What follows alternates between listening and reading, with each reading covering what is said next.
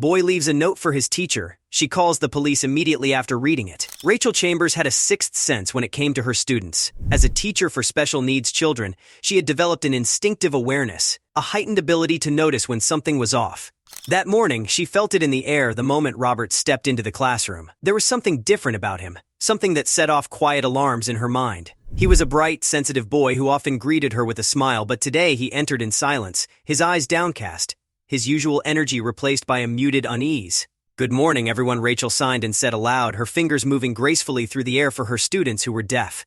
Her voice was warm, filled with the kind of optimism that made her students feel safe and welcomed. But as her eyes scanned the room, they landed on Robert, sitting motionless at his desk. "Good morning, Robert," Rachel said again, this time directing the greeting solely to him. But he didn't respond, didn't even glance in her direction. His small frame seemed to shrink further into the chair as though he was trying to disappear.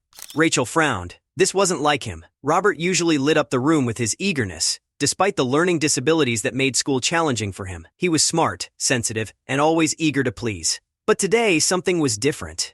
The puzzle of his behavior deepened when Rachel noticed the man who had dropped him off that morning. A tall, burly figure with a pulled-up hoodie and a scowl etched into his face, the man's presence had instantly made her uncomfortable. She knew all the parents and guardians of her students, particularly since they were children with special needs.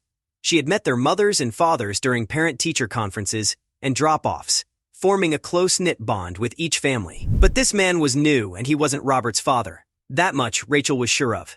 Robert's mother, Sarah, was a single parent, a devoted, kind woman who cared deeply for her son and always made time to discuss his progress. Who was this man? A new boyfriend, perhaps? Even so, something about him unsettled Rachel, the way he had hurried Robert out of the car without a word, and the dark look on his face had all gnawed at her.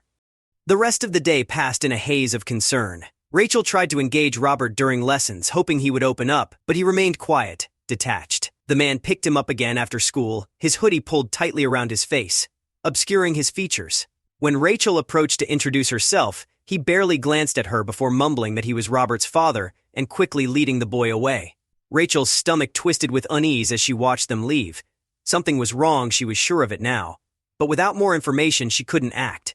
She tried calling Sarah later that afternoon, hoping to clear things up, but there was no answer on her cell or home phone. Sarah had always been quick to respond, eager to chat about Robert's progress. This silence was unlike her.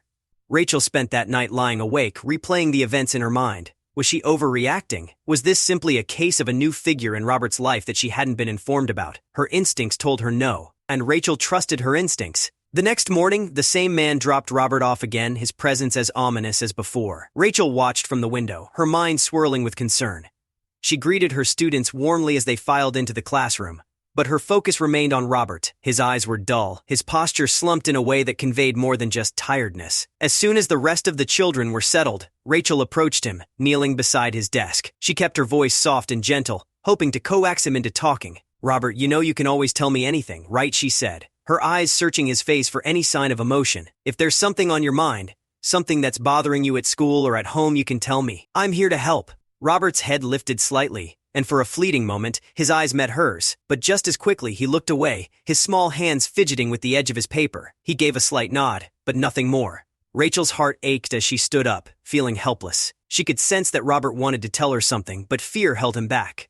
She would have to be patient and hope that he would find the courage to speak. The day continued like the one before, with Robert remaining withdrawn and silent. But then, as the school day drew to a close, Robert did something that made Rachel's heart skip a beat. As he handed in his final assignment of the day, a simple drawing exercise, he slid a folded piece of paper onto her desk. Rachel glanced down, confused, and unfolded the note. Her breath caught in her throat as she read the message, scrawled in Robert's shaky handwriting. "The man is my father, but he is bad. Help us." Her blood ran cold. She looked up, but Robert was already gone, whisked away by the man before she could react. Fear clutched at her chest. This was worse than she had imagined. If Robert was asking for help, something was terribly wrong. She couldn't wait another day. She had to act now. Rachel bolted from the classroom, her mind racing. As she reached the school parking lot, she nearly collided with Andrew Reeves, a fellow teacher. Andrew had always been calm and level-headed, someone she could rely on. "Rachel, what's going on?" Andrew asked, concern evident in his voice as he noticed her frantic expression. "It's Robert," Rachel said, her voice shaking. "I think something's happening at home. He left a note saying his father is dangerous. I tried calling his mother, but there's been no answer for 2 days. I have to go check on them." Andrew's face grew serious. "You're not going alone," he said firmly. "That man looks dangerous." "I'll come with you." Rachel hesitated, knowing the risk they were about to take. But Andrew was right, she couldn't do this on her own. Nodding, she followed him to his car. What if Robert and Sarah were in danger? What if they were trapped in some horrible situation with no way out? She couldn't bear the thought of Robert suffering, especially after reaching out for help. As they drove through the streets of Fort Lauderdale, Florida, Rachel's anxiety grew. They arrived at the apartment complex where Robert lived, a modest building in a lower-income area. Rachel's heart pounded as they approached the third-floor apartment. "Let me do the talking," Andrew said quietly as they reached the door. "Stay off to the side, just in case." Andrew knocked, his expression calm and casual. The door creaked open, and the burly man appeared, his scowl deepening as he sized up Andrew. "Hi, I'm your downstairs neighbor," Andrew said smoothly, flashing a friendly smile. "There's a leak coming from my ceiling, and I'm pretty sure it's coming from your bathroom. Can we check?" The man grunted, clearly irritated. "There's no leak here. Please, it'll just take a second," Andrew persisted, his voice steady. "If we don't catch it now, it could cause a lot of damage to both our apartments." The man's eyes narrowed, but after a long pause, he reluctantly stepped aside. "Fine. Make it quick." Andrew slipped inside, glancing around the apartment as he made his way to the bathroom. Rachel, still hidden, craned her neck to see inside. Her heart leapt into her throat when she spotted Sarah and Robert huddled together in one of the bedrooms. Sarah looked terrified, her face pale and drawn, while Robert clung to her side. Andrew gave Rachel a quick, subtle signal, and she immediately dialed 911, her hands trembling as she relayed the situation to the dispatcher. Andrew continued his act, pretending to inspect the bathroom while keeping an eye on the man. "Looks like it's my side after all," he said casually. "Sorry for the trouble." The man grunted again, clearly eager to get rid of him, but before he could escort Andrew out, the sound of sirens filled the air. The man's head snapped up, his eyes narrowing as he realized what was happening. "What did you do?" he growled, his face darkening with rage. Before he could move, Andrew quickly stepped between him and the door. "If there's nothing wrong, you won't mind the police having a look around," he said calmly, though tension simmered beneath his words. The man's eyes darted toward the bedroom where Sarah and Robert were hiding, and Rachel could see the panic rising in his expression. Without warning, he shoved past Andrew, bolting toward the door in a desperate attempt to escape. Rachel's heart raced as the man fled, but the sound of pounding footsteps echoed through the hallway as the police arrived just in time to catch him. Officers quickly restrained him, and another officer entered the apartment to check on Sarah and Robert. Sarah emerged from the bedroom, clutching Robert tightly, her face a mixture of fear and relief. Tears streamed down her cheeks as she saw Rachel standing outside the door. The overwhelming emotion of the moment finally broke through her reserve, and she rushed to Rachel, pulling her into a tight embrace. "Miss Chambers," Sarah sobbed, her voice choked with emotion. "Thank you. I don't know what would have happened if you hadn't come. You saved us." Rachel wrapped her arms around Sarah, her own tears welling up. "I'm just glad you're safe." "Both of you," she looked down at Robert, who was still clinging to his mother, his small face pale and frightened. Rachel bent down to meet his eyes. "Robert," she said softly, her voice filled with warmth and reassurance, "you did the right thing by telling me. You're so brave. You protected your mom." For the first time in days, Robert managed a small, shaky smile. He nodded, his eyes wide with relief. "Thank you, Miss Chambers," he whispered, his voice barely audible. As the police led the burly man, Sarah's ex-boyfriend, out in handcuffs, the officer in charge approached Sarah and Rachel.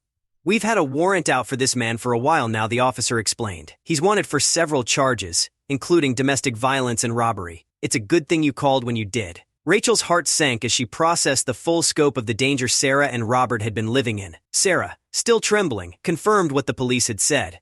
She revealed that the man was her ex-boyfriend, someone she had left years ago when she discovered she was pregnant with Robert.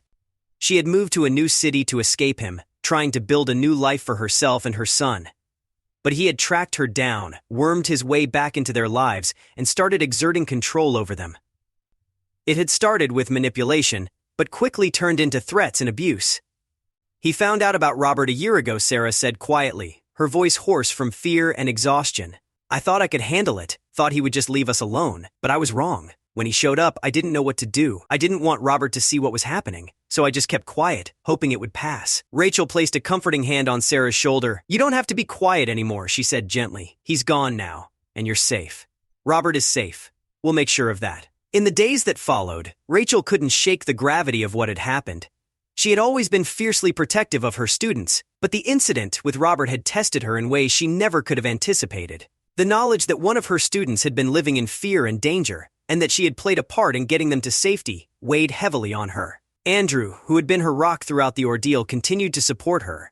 They spoke often about the events that had transpired, processing the emotional fallout together. Andrew, who had always admired Rachel's commitment to her students, had seen her act with unwavering courage, and their bond deepened. "You did everything right," Andrew reassured her one afternoon as they sat in the teacher's lounge, sipping coffee. "You trusted your gut, you listened to Robert, and you didn't hesitate to act. That's what made the difference." Rachel nodded, though the lingering worry in her heart remained. "I just can't stop thinking about what could have happened if Robert hadn't left that note, if I hadn't pushed him to open up." "But he did leave that note," Andrew reminded her gently, "because he trusted you. You created a space where he felt safe enough to ask for help. That's not something every teacher can do, Rachel. You made a difference." Rachel smiled at Andrew, though it was a small, tired smile. "I just want him to be okay. I want Sarah to be okay. They've been through so much." Weeks passed, and slowly, life returned to a semblance of normalcy. Sarah and Robert moved into a new apartment, thanks to assistance from local social services and support from Andrew. They were granted a restraining order against the ex-boyfriend, and the police assured them that he would be facing multiple charges, making it unlikely that he would return anytime soon.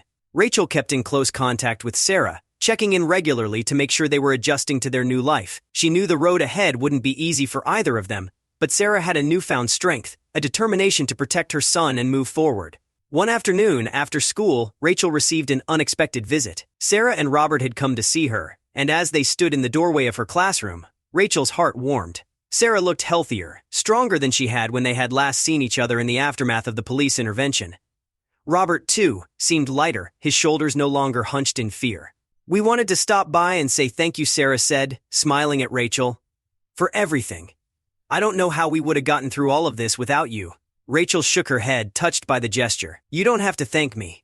I'm just glad you're both safe and doing well." Sarah glanced down at Robert, encouraging him to speak. The boy stepped forward, holding out a small, hand-drawn card. "This is for you, Miss Chambers," he said shyly. Rachel took the card, her heart swelling as she looked at the drawing. It was simple but heartfelt, a picture of Robert, Sarah, and Rachel all standing together, smiling under a bright blue sky.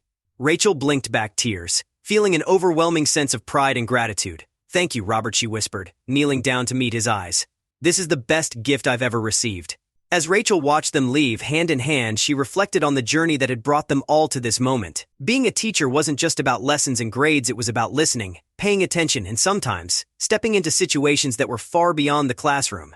She had always believed in the power of education to change lives, but now she understood that sometimes it was about more than just teaching. It was about protecting, advocating, and showing up when it mattered most. Rachel knew she would never forget the lessons Robert had taught her: the importance of paying attention to the quiet signals, of creating a space where children felt safe to ask for help, and of trusting her instincts when something didn't feel right. In the end, she hadn't just been a teacher to Robert, she had been a protector, a lifeline, someone he could trust. And for that, she would always be grateful.